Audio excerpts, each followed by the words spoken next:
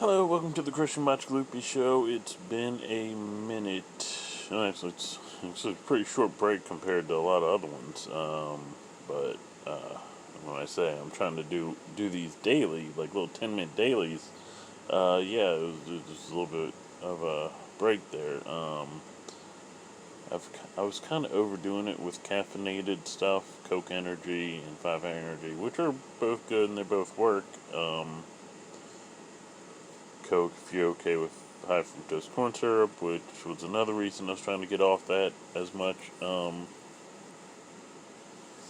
yeah, I was overdoing it, and like I'd get a little energy, but once it wore off, I didn't want to do anything.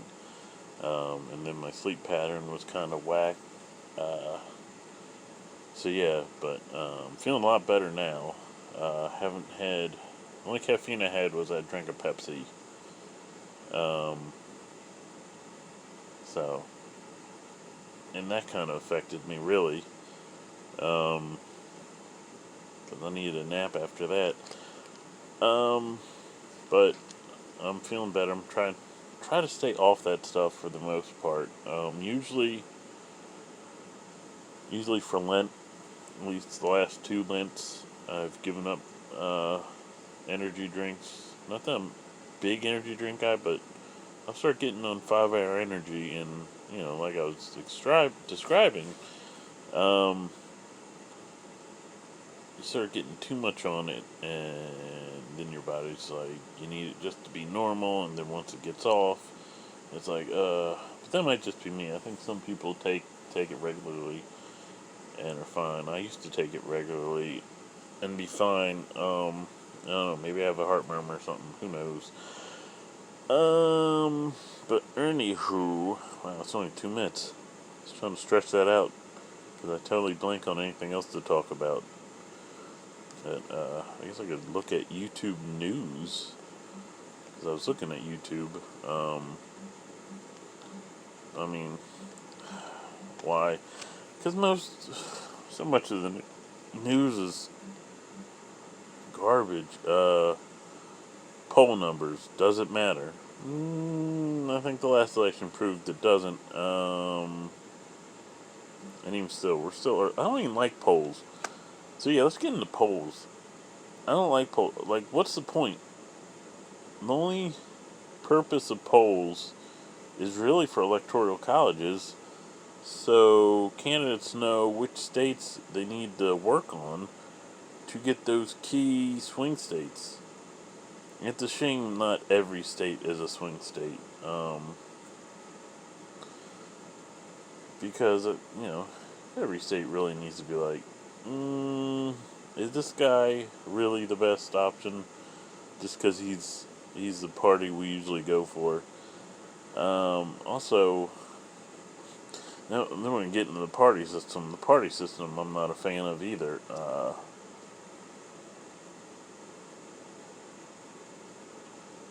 Um, Sorry, one of the headlines distracted me because I misread it. Um, yeah, it's it's funny when, like, I don't want to, like, if I'm gonna do back to back news, I don't want to look biased one side, one way or the other.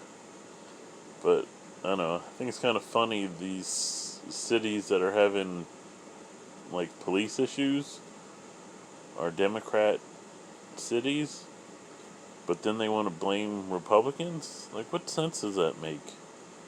And honestly, let's get into police stuff. Um, I understand on somewhat of a federal level and a national level, people want to get involved, but it's like, why are you protesting?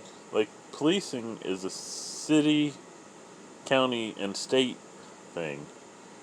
You know what I mean? There's city police, and then there's like the sheriff's office and state police, yada yada. There's no, like, I mean, there's federal, there's like the FBI and stuff, but there's not like federal police roaming the streets and whatnot and getting everyone. They're not the ones who are pulling people over and just heard the word. They were just talking about it. They're not the ones profiling, pulling people over, profiling, and you know, getting these shootouts that they shouldn't be or questionable and whatnot. So like, I don't understand why like something happens in like take the Brown case in Ferguson. Why were people protesting in other states? That issue was a St. Louis issue, you know what I mean? And yeah, it affects everybody if you want to go to St. Louis, I mean, or Ferguson, or Missouri. Um, you don't want to have to deal with issues, even though I believe the FBI um, concluded that the shooting was justified. Yeah, I'm not getting an argument whether that it was or wasn't, but if you want to argue it, research it first. And let's go to another point. People not researching stuff they have a problem with. Like, perfect example. Let's go the Breonna Taylor thing. This, what I'm about to say, doesn't exonerate the cops, but the whole what was it, the city or the state banning no-knock warrants, even though no-knock warrants are kind of essential and they sometimes tend to save lives, usually. But with the Breonna Taylor case, first off, from my research, maybe my research is wrong. And if it's wrong, well, at least I looked. And if you have other info, give it to me. This kind of stuff I should be doing on Bracket Break News. But, yeah, Breonna Taylor's house was on the warrant. It was like a double warrant. I'm doing this off the top of my head, but there was 2 locations in the warrant, and there was like a trap house, was the term I heard, and then her house. And the no-knock was more for the trap house, because they didn't really think they'd have a problem with Breonna Taylor and her boyfriend. Even, I don't even know if, I forget the boyfriend. I think the boyfriend was on the warrant too. So they no-knocked the trap house, and, no one got hurt.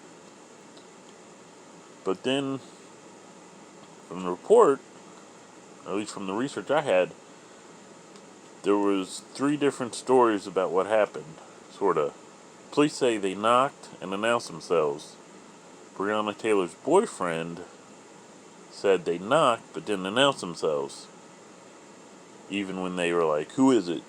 And the neighbors were like, "We didn't hear anything. We didn't hear him announce them.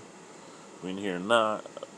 So the no-knock thing doesn't exonerate the cops, or what my point is, doesn't exonerate the cops, because we're not sure which one of those things happened, but maybe they should have just no-knocked in this place, or in this case.